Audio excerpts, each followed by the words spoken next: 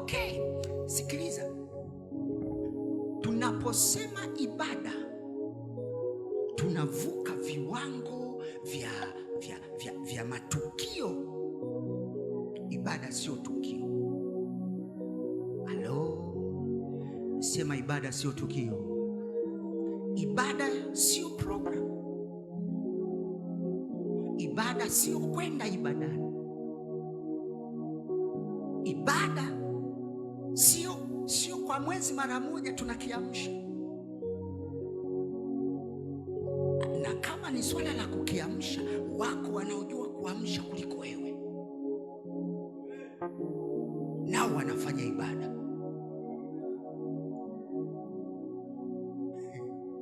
Ibada ni uhalisia wa ndani wa vile ambavyo Mungu alipanga uwe, kisha ukauonesha nje, ukaishi kama ilivyokuwa kusudi la kuwepo kwako hapa duniani. Hiyo ndiyo ibada. Hiyo ndio inamfanya Mungu atukuzwe. Sijui kama unanielewa. Mungu hatukuzwi na mbwembwe. Samani, leo mnaimba, sema amina. Mimi mwenyewe nakiamshaga. Mimi ni mzee wa kazi. Nikiamsha hapa mtulio wazee. Haya madude nayajua kitambo. Lakini ngoja tuongee kiukweli sasa. Mimi naongea na wewe. Ibada sio sauti.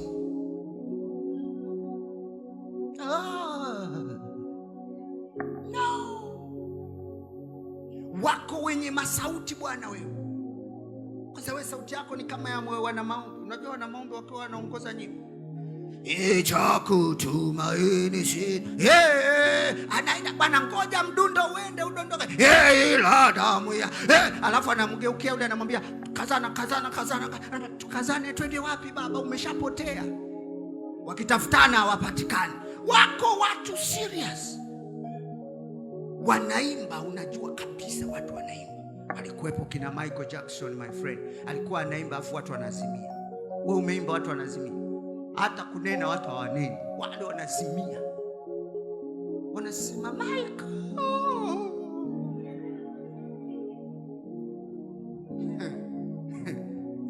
Wapi wewe uliona watu wanazimia? Ukizimia kanisani tunajua una pepo, wanaliamsha. Haya, aga. Nani kakutuma? Sijui kama unanielewa ninachokisema. Mungu hakutaka ibada iwe nyimbo. Mungu hakutaka ibada iwe music. Mungu alitaka ibada iwe uhalisia. Na ndio maana anatafuta halisi. Na leo niko hapa ninaongea na watu halisi. Anatafuta halisi. Sababu ikikosekana halisi, chochote utakachokifanya ni fake. Kwa tuna maigizo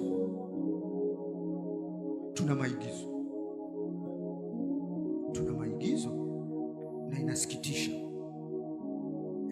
Mimi nionyeshe aliyeabudu Jumapili, alafu nionyeshe Jumatatu anaishije, Jumanne anaishije, Jumatano anaishije. Ile aliyoondoka nayo rika bada au shakekekeke etetetema. Kuna wengine mkiomba, nilikuwa nawaangalia, nisamehe sasa, kwani mtanifanya nini? Nilikuwa nikiangalia mmetoa macho hivi. Tunataka tuone na Jumatatu ukiwa umekodoa mimacho hivyo kitititi, maana ni lifestyle. Situtishe bwana. Angalia mwenzako, mwambie acha kutishia wahubiri.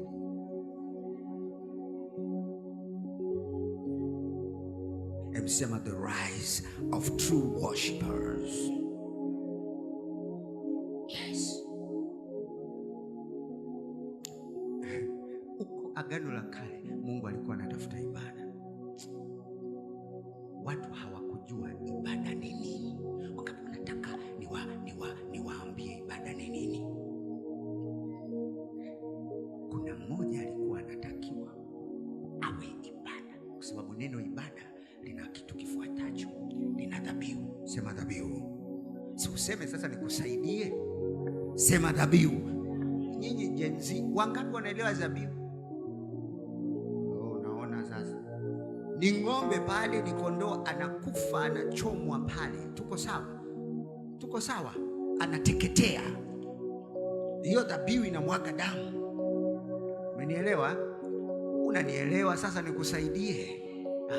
Mungu anasema tokeni Misri mkanifanyie ibada.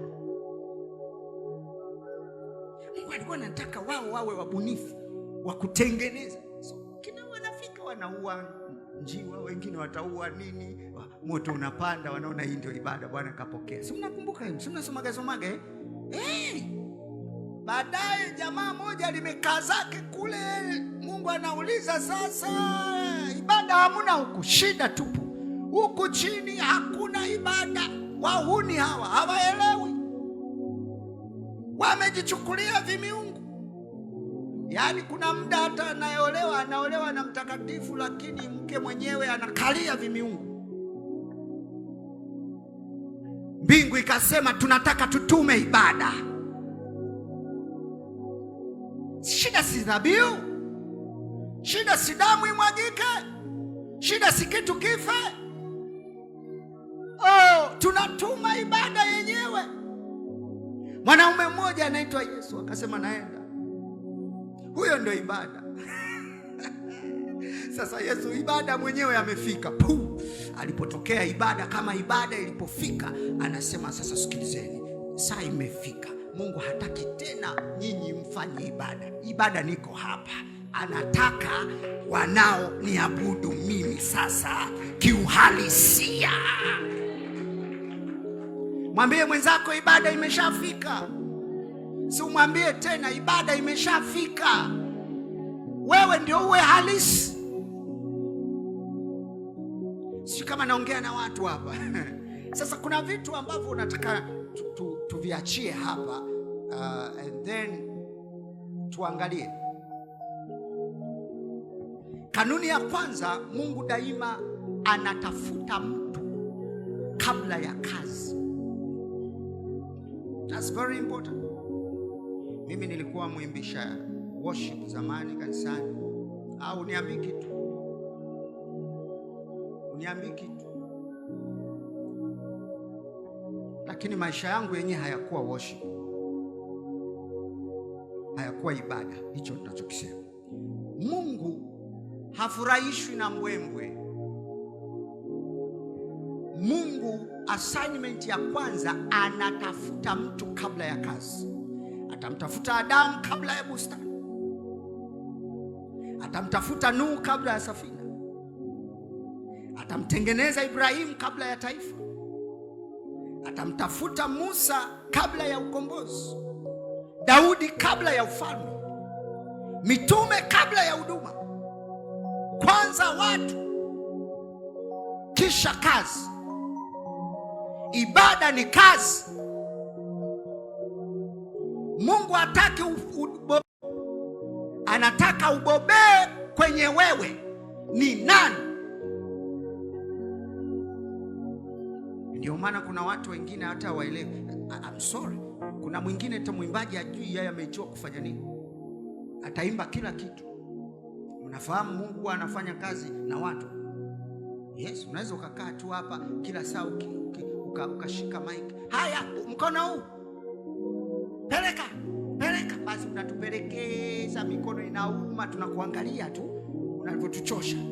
Kumbe hukuitwa kuwa peleka. Hukuitwa, ulitakiwa uwe ni mtu wa soft. You don't know. Kwa sababu hujajitafuta. Kwa unafanya kila kitu. Haya, twende kwaito. Hujaitwa, upendezi. Kwanza ukifanya hivi watu wanasema, kaone kanapobinduka. Kanachekesha. Wewe usimcheke mtumishi wa Mungu. Tuacheni tuwacheke kwa sababu hamjui mlichoitiwa. Kumbe kila mmoja ana sauti ya mamlaka aliyopewa akisimama kwenye nafasi yake. Mungu lazima amtengeneze mtu kwanza kabla ya assignment. And by the way, Roho Mtakatifu anapokuja juu yako, anakuja kukupa nguvu kwa ajili ya kazi. Tuko sawa? Mtapokea nguvu akishawajilia juu yenu, alafu nanyi mtakuwa yes. So kanuni ya kwanza hiyo, Samueli wa kwanza 13:14. Muda wetu ni mchache, hatuwezi kusoma. Anasema, can you put it there? Wewe unayeweka kompyuta, nimeona umebarikiwe sana. Weka pale tusome. Samueli wa kwanza 13:14. Lakini sasa ufalme wako hautadumu, anaambiwa Sauli. Bwana amejitafutia mtu aupendezaye moyo wake, naye Bwana amemwamuru yeye kuwa mkuu juu ya watu wake, kwa sababu wewe hukulishika neno lile la Bwana. Bwana amemtafuta nani? Umeona formula? Mungu anatafuta watu. Natamani leo atupate. Natamani leo atupate. Sasa Mungu ta moyo kabla ya utendaji, lakini Mungu anatafuta tabia kabla ya karama. Tabia yako ikoje? Tabia yako ikoje? Muulize mwenzako kwa upendo, mwambie hivyo, wewe ndugu yetu, tabia kako kakoje? Lakini Mungu anatafuta mwana kabla ya nini? Ya mtumishi. Lazima uwe mwana ndio uwe mtumishi, ndio alichokuwa anasema.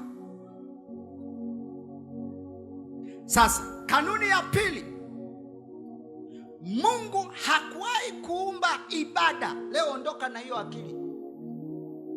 Siku ya ngapi ibada iliumbwa? Nani anaweza akasema? Siku ya pili, ya tatu ikawa ibada. Mungu hajawahi umba. Kwa nini?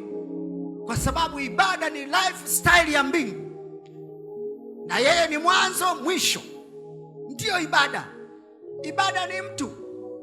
Kuna kabwana kamoja kakapata ufunuo miaka hiyo ya nyuma, kakaa kanaimba, umenifanya ibada ni kuabudu, umenipa kutumika chini ya mbawa zako, mamlaka na nguvu ninazo, kufanya lolote utakalo,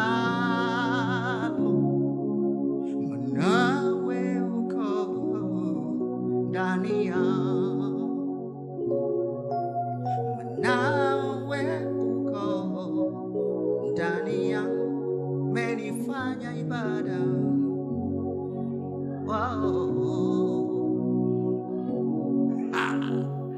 Wewe acha kumfanyia Bwana ibada kuwa ibada.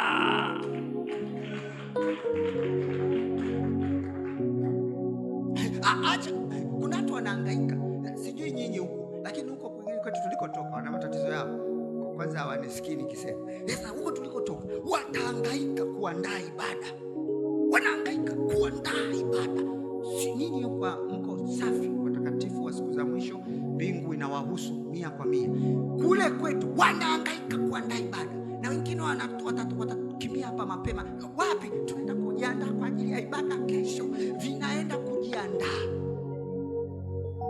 Mungu anasema, come on, nyinyi ndio ibada. Itoeni miili yenu iwe dhabihu, iwe sadaka, iwe dhabihu iliyo hai. Maana hapo anasema hiyo ndio ibada yenye maana. Si Warumi 12, si uwape. Wape Warumi 12. Wape haya. Warumi 12 inasemaje? Basi ndugu zangu, na wasi kwa huruma zake Mungu, itoeni. Sio kaandaeni. Itoeni. Mwambie mwenzako itoe. Toa. Mwambie toa hilo limwili. Toa. Kuna watu wanalilemba mwili kuliko wanavyolemba ibada yenyewe. Unajua hata ukijilemba sana unaharibu maana ya ibada. Kwa unakuta tunakuangalia hivi ni kama unaenda mbele unarudi nyuma. Hii ibada mbona ya leo haisomeki? Hii ibada. Mwangalie mwenzako, mwambie be careful.